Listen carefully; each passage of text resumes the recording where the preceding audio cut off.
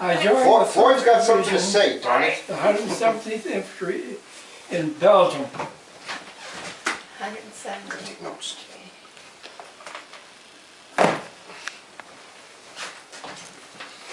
I come as a replacement.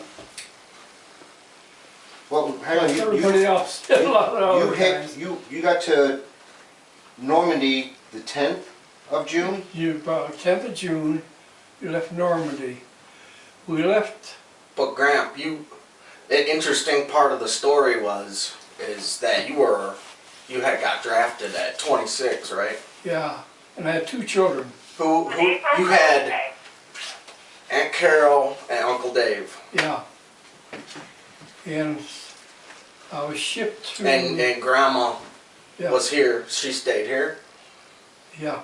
I was shipped to Belgium, Liège, Belgium, and joined the 30th Division, the 117th Infantry at the same time. From there we got into a truck, crossed the Siegfried line, went into Germany. The truck driver says as soon as we got there was a building, he says, jump out of here and get in that building fast, which we did. I got to the top step, 88 hit by the ground near us, and the cushion blew me right down to the basement. That was our first Welcome to Germany. in Germany, yeah, our first time. Then together we finally got together and started to get together, our group together, and we wanted to go cleaning out houses. We went house to house, cleaning them out. There was no Germans left in there. Mm-hmm. Do you remember what town that was in? Little German towns is hard to do. Oh, I don't remember the names of the towns. Okay. Anyway, we went through the little town, we got partially through there, and we could hear something coming down the street. It was strafing down the street. I jumped into this basement that was open, where it had been bombed, and I hurt my spine. I had a heck of a pain going down my leg. They took me back to headquarters, decided I should go back to England. So they flew me back to Taunton, England. Stayed there for a couple of days, and decided it's time to go, send them back if they couldn't do nothing for me. Oh. So they loaded me on the Queen Elizabeth and brought me back to the United States. And from there, we went to Battle Creek, Michigan, Prince Jones Hospital, the Veterans Hospital. That's where I was operated on. I stayed there for about a little over a year. And finally was able to go home with a complete brace from my shoulders to my hips. Jeez. Steel brace. I had to keep that on for 6 months, which was miserable. I can imagine. So that was about the end of that story. Grandpa, what about, wasn't there something about that day that you ended up having to jump into the basement? Didn't you say you had you carried a large machine gun? Oh, no, I carried... And you had gave it to someone or something and they killed them or something? Oh, because they were looking for those guys with those guns? Well, that was your buddy. That was my buddy. Yeah. It was either him to carry the BAR or me. And he volunteered to take the BAR. Oh, okay. So they killed him because he had it that day. He drew the fire. And they got him. Because he had that equipment. Well, so what's a BAR? Like just a It's big... an automatic rifle. Browning automatic rifle. It was a 30 caliber real heavy handheld rifle. And yeah, it was heavy and had a clip. How many rounds did that hold in a clip? Do you remember? Clip we put in there, you know. But it was just a single man operated machine gun, but it would lay down some fire. So that was the same day they killed your buddy, the same day that you ended up injuring yourself?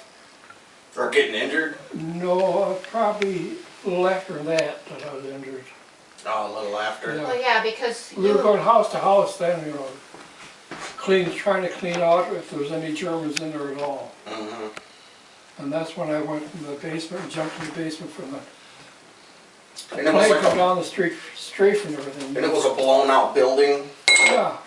Blown up building and Yeah, just the basement was open or something? The basement was open, so we jumped. Was was it November 16th when you got hurt, or was that when you were given the Purple Heart? That's when I was given the Purple Heart. Do you remember the date that you got hurt? Gotta be, It says on the purple, it says 40, somewhere. it's gotta be in the latter part of 44.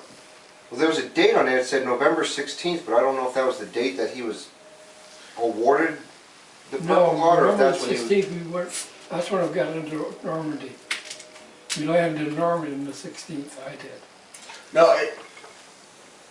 Oh, I landed in Normandy on the 16th. I thought you landed in Normandy on the 10th.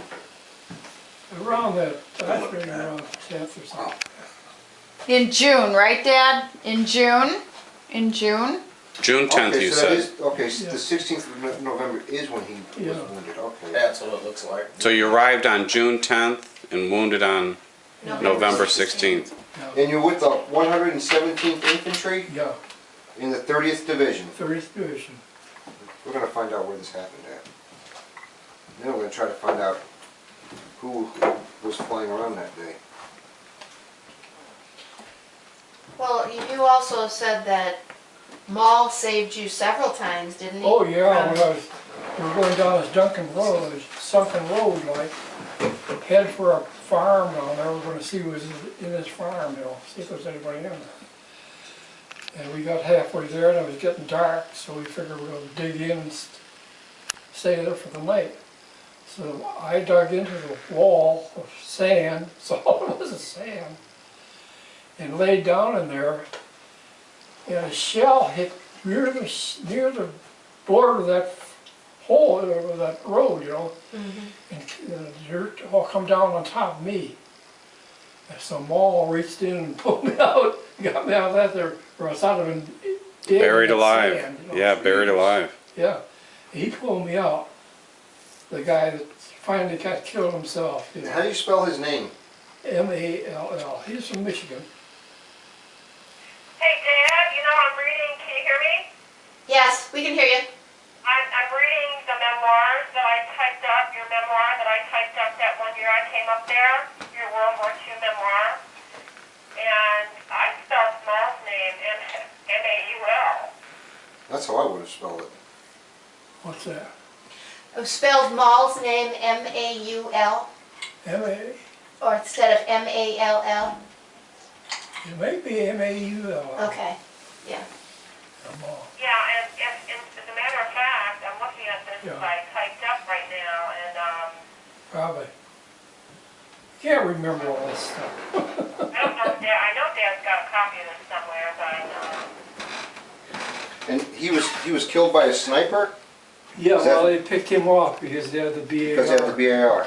Because he was firing pretty good, you know, and they figured they better get him. So did you actually get to see some of the German soldiers, or were they all? Well, we did capture some. Oh, you did? Yeah, we did capture, I think there was 4 of them we got. In fact, they just come in themselves. Right, They had enough, you know. right, right. But that was about it. And mostly it was just firing back and forth, you know. Heavy artillery and rifle fire, and that was all. And at night they had all these flares going up all over the place, you know. Watch for anybody who's moving at night. But did you come in on a ship, Dad, into Omaha Beach? Oh yeah, we come in and And then we you had to go jump down off? a rope ladder. We Yeah, took or a go rope down ladder the down lake. to the landing craft. Yeah. Yeah. So how long? They brought you into the beach, right? Yeah, we sailed to the beach. You on the Higgins boat? Was it a Higgins boat that the ramp came down? Yeah, the ramp comes That was- down. okay, Higgins And you boat. walk out and you're in the water anyway, up to your knees, you know. With all your gear, right? Yeah, with all your equipment. Right. Now, did you run into any Germans firing at you when you Not came there, in? no, it was pretty well cleared. Because Yeah. everybody took it before. It was done. D-Day. Yeah, they moved How back. long before was D-Day then when you landed? Just a Probably few 10 days. or something like 10, Oh, 12 days. really? Just a few Yeah, days. well, D-Day was June 6th. Yep. Yeah, June the 6th. You came in 4 days afterwards. We went in around the 10th. Lucky. Yeah. But they had moved back quite a bit, pushed them back quite a bit. Yeah, got but them off the The beach. Battle of Normandy lasted all the way through September. Yeah. Everyone thinks, oh, right after, June 7th, everything was hunky-dory, No, but yeah. Right. because they still had to fight their way through the bocage, which was the farmland that was all built up. They called it the bocage, and or the hedgerow country, whatever you want to call it. And it wasn't until Operation Cobra in late August that they actually finally were able to break out of the peninsula and march their way into Germany. And Sean, how many soldiers were lost? On You know, D-Day itself, yeah. about 2,500. That's unbelievable. 2,500 Americans. Canada lost 500, I think.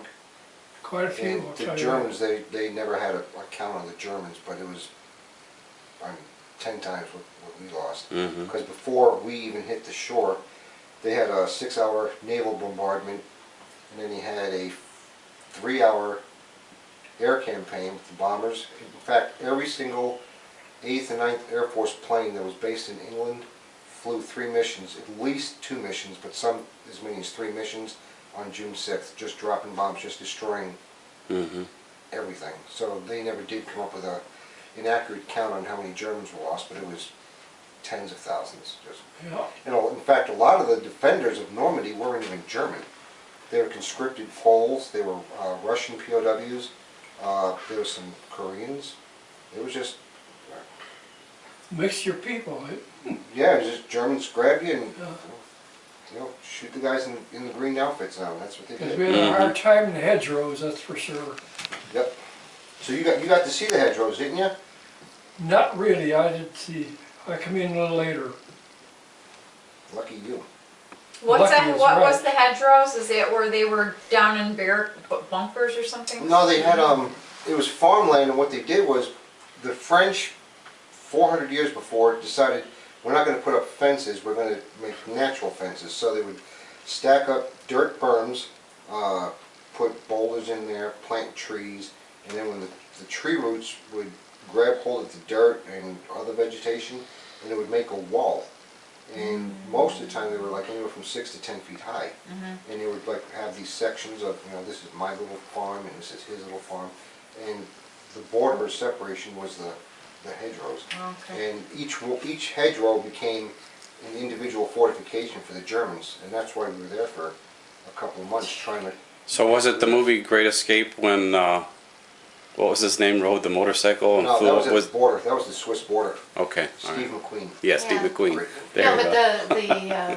they're still there because when we were in Oh, yeah. France, you can still see them. Oh, yeah. They'll always be there. I mean, they'll... that's just part of It's the unbelievable. countryside. You look up there and they're right there. And the Americans, the only way to get through them, they couldn't even have the towed artillery or the cannons that we had wouldn't even blast through that. What they wound up doing is they wound up taking the steel anti-ship obstacles that they had on the beaches that looked like crosses, those little Yes. crosses. They wound up cutting those up and welding them onto the front of tanks. And they made what they call hedgerow cutters. And they would, jump in a Sherman tank and 45 tons of steel, go as fast as you could and ram them. And that would actually break up the hedgerows. And Unbelievable. it was